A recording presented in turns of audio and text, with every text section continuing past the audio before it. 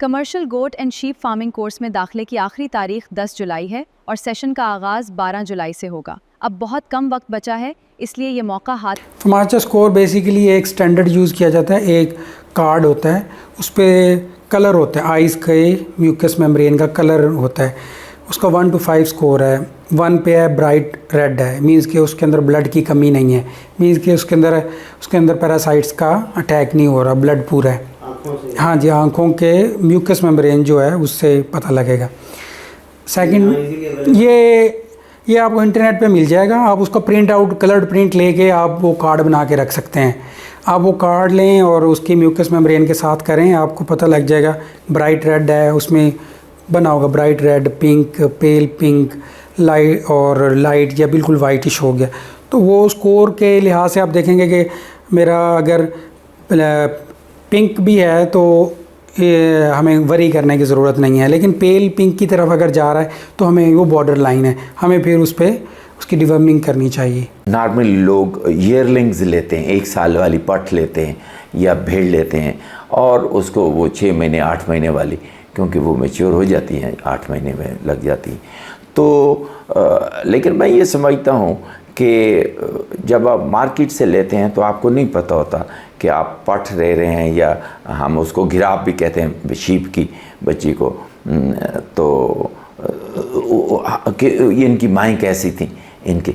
लेकिन अगर आप बच्चों समेत माँ ले लें तो फिर उससे 2-3 फ़ायदे हो जाएंगे। एक तो बच्चे साथ आ जाएंगे, सेकंड ये है कि हमें पता चल जाएगा कि इसकी माँ कैसी थी, और थर्ड ये है कि अगर आप हर्ड से ख़रीद लें तो फिर पूरे हर्ड की पिक्चर हमारे सामने होती है।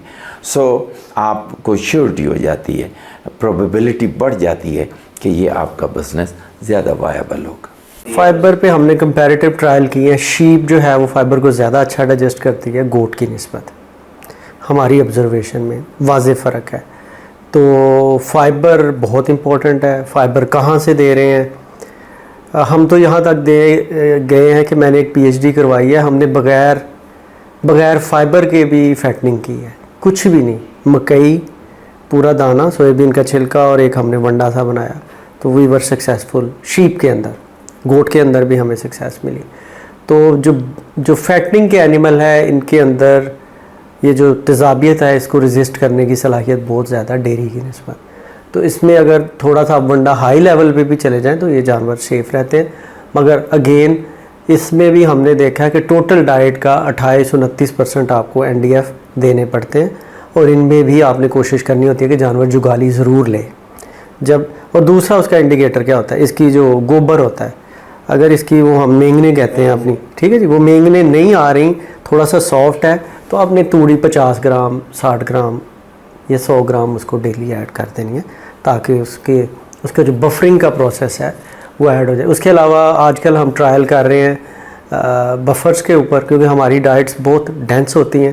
तो एक तिमाब कंपनी का एक बफर है, उसमें मैग्नीशियम ऑक्साइड के ब्लेंड हैं, कनाडा में काम हुआ उसके ऊपर, तो हम आजकल गोट में कर रहे हैं। तो अभी तक का कुछ 6-7 हफ्ते का डाटा, तो वो सोडे से बेहतर परफॉर्म कर रहा है। तो कॉस्ट उसकी उतनी है, वो मैग्नीशियम के को ब्लेंड हैं, वो ओजरी को बड़े सही बैलेंस पे रखते हैं। कैटल में काम था, आजकल हम कंपाइल कर रहे हैं गोट के ऊपर काम।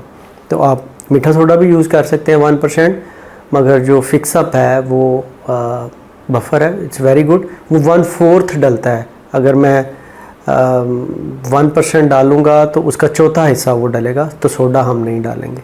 तो इस तरह की हम उसके ऊपर भी काम कर रहे हैं। तो बफरिंग सोडा भी यूज़ कर सकते हैं, मगर बेस्ट बफरिंग होती है कि फ़ाइबर दें उसको, ताकि वो जुगाली करे और ख़ुद से जो सलाइवा या थूक के अंदर सोडा है वो उसको यूज़ करे। डॉर्पर बड़ी ज़बरदस्त है, ऑस्ट्रेलियन वाइट शीप जो है वो भी बड़ी ज़बरदस्त है। और अगर आप डेयरी में आना चाह रहे हैं तो मतलब अगर हमारी देखें, कुछ लिटरली बीतल के कुछ सैंपल्स ऐसे मैंने देखे हैं जो इवन मैंने एक कोट तो देखी थी जो 11 लीटर भी जो दूध मैंने खुद देखा है। तो उस तरह के फार्मर्स को आगे आना चाहिए, उन बक्स के सीमन बनाएं और वो मार्केट में अवेलेबल करें, ठीक है। और अगर आपके पास इस तरह के नहीं अवेलेबल तो फिर सानन बेस्ट है। अच्छा, मेरी यहाँ पे ना LBSA से गुजारिश है कि देखें, आप कुछ मतलब ना कुछ थोड़ी सी आसानी पैदा करें इसको इंडस्ट्री बनाने में। देखिए लार्ज रूमिनेंट्स में एक ऑलरेडी इंडस्ट्री है, आपको पेरेंटेज वेरिफिकेशन जो है ना वो बहुत स्ट्रिक्ट है, आप इट्स टोटली फाइन। लेकिन स्मॉल रूमिनेंट्स में मेरा ख्याल है कि थोड़ा सा यहाँ पे एक रिलैक्सेशन दे दें फॉर द टाइम बीइंग, कि जी अगर किसी मतलब सिर्फ एक पार्टनर भी, लेट्स से कि अगर कोई अगर बीतल है कोई बहुत अच्छा दूध दे रही है, अगर उसका उसके बच्चे के साथ अगर मतलब मैच हो जाए डीएनए, तो मेरे ख्याल में यहाँ पे एलबीएस से कोई रिलैक्सेशन शायद मेल, क्योंकि देखें हमारा इस तरह से ऑर्गेनाइज नहीं है तो बहुत मुश्किल काम है ट्रायोज करना, मींस जिसमें दोनों पेरेंट्स मेल और फीमेल साइड से दोनों अपने बच्चे के साथ मैच कर जाएँ। तो यहाँ पर एलबीएस से उससे मैं रिक्वेस्ट करूँगा कि थोड़ा सा रिलैक्सेशन दे दें कि जी सिर्फ इवन एक पार्टनर भी अवेलेबल हो, स्पेशली फ़ीमेल जिसने मतलब जिसका दूध का रिकॉर्ड हमारे सामने है, तो उसके बच्चे का भी सीमन जो है ना वो अलाउ कर दें। नॉर्मली पहले भी उनके स्टैंडर्ड्स में है ये 1 साल तक वो कर सकते हैं, लेकिन मैं समझता हूँ कि इसको थोड़ा सा ज़रा टाइम लाइन भी इसकी बढ़ा दें। तो मुझे तब पता चला कि जो डच थे वो 18th सेंचुरी के अंदर मिल्किंग मशीन के साथ गायों से दूध निकालते थे। उस टाइम की मिल्किंग मशीन जैसी होगी सो होगी। कहने का मकसद ये है कि टेक्नोलॉजी पे उस टाइम से कितना लोग फोकस कर रहे थे। और यहाँ पे मैं हुकाम वाला से भी ये दरख्वास्त हमेशा करता हूँ कि टेक्नोलॉजी को जितना आसान कर सकते हैं करें, क्योंकि अगर आप टेक्नोलॉजी आसान नहीं करेंगे तो उसके ऊपर आप जो आपके लोगों की एक्सेस नहीं होगी तो आप तरक्की नहीं कर सकते। अब ये कितनी सितम ज़रीफ़ी है कि हमारी जो डेयरी ब्रीड्स हैं, लेट से गाय की बात करें, साहिवाल गाय 1960 की दहाई में तकरीबन 2100 लीटर दूध प्रोड्यूस करती थी, 2100। और उस टाइम पे अगर आप फ्रीजियन का देखें जो रिकॉर्ड है वो तकरीबन 3500 है, 3300, 3400, 3500 लीटर प्रोड्यूस करती थी वो। आज 2026 में जब हम बात कर रहे हैं तो साहिवाल 700-800 लीटर की प्रोडक्शन है इसकी, हमने रिवर्स गेयर लगाया हुआ है। और फ्रीजियन जो है इस टाइम पे वो 12,000-13,000 पे पहुंच गई है। तो ये टोटल जेनेटिक इंजीनियरिंग है और टेक्नोलॉजी का इस्तेमाल है। लास्ट मंथ के अंदर अराउंड 60% तो लास्ट मंथ के अंदर उसकी डेवलपमेंट होती है एनिमल की, इस वजह से वो बहुत ज़्यादा क्रूशल है। जब वो 60% उसने अपना साइज़ इंक्रीज़ करना है बच्चे ने माँ के पेट के अंदर, ओबियसली उसकी जो एब्डोमेन की जो स्पेस है वो बहुत कम हो जाएगी, एनिमल की इंटेक की क्वांटिटी जो है वो कम हो जाएगी, उसको ज़्यादा कैलोरीज इंटेक करनी पड़ेंगी। तो इस वजह से जो लास्ट मंथ्स हैं उसमें तो आपको ज़रूरत है कि आपको उनको कुछ ना कुछ एनर्जी रिच या protein rich, energy rich probably rate जो है ना, क्योंकि जो एनिमल्स आप देखेंगे एक बहुत कॉमन प्रॉब्लम है हमारे यहाँ पे, वो प्रेगनेंसी टॉक्सीमिया का गोट्स में आता है। वो इसी वजह से आता है कि वो एनर्जी डेफिशिएंट डाइट ले रही होती है, और क्योंकि बच्चा भी होता है और उसकी स्पेस कम होती है, एनर्जी डेफिशिएंट जब हो जाता है तो एनिमल जो है वो बैठ जाता है। बच्चा देने से पहले भी बैठ सकता है और डिलीवर करने के बाद भी बैठ सकता है डेफिशिएंसी की वजह से।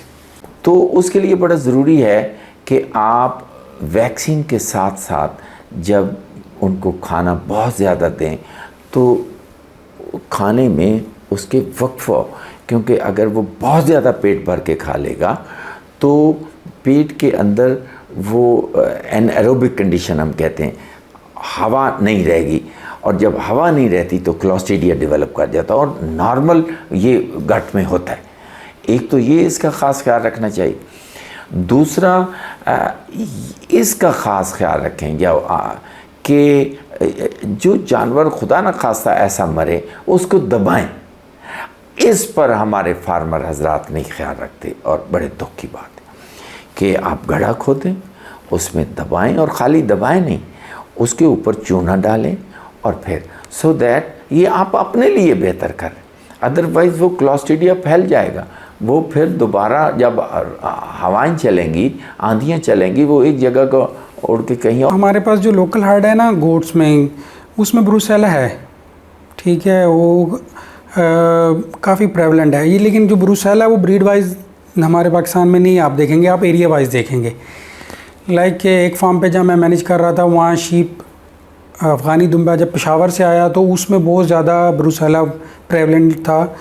जो गोट्स थी वो जो हमने बहावल नगर एरिया से प्रोक्योर की, उनमें कोई भी केस पॉजिटिव नहीं था ब्रूसेला का।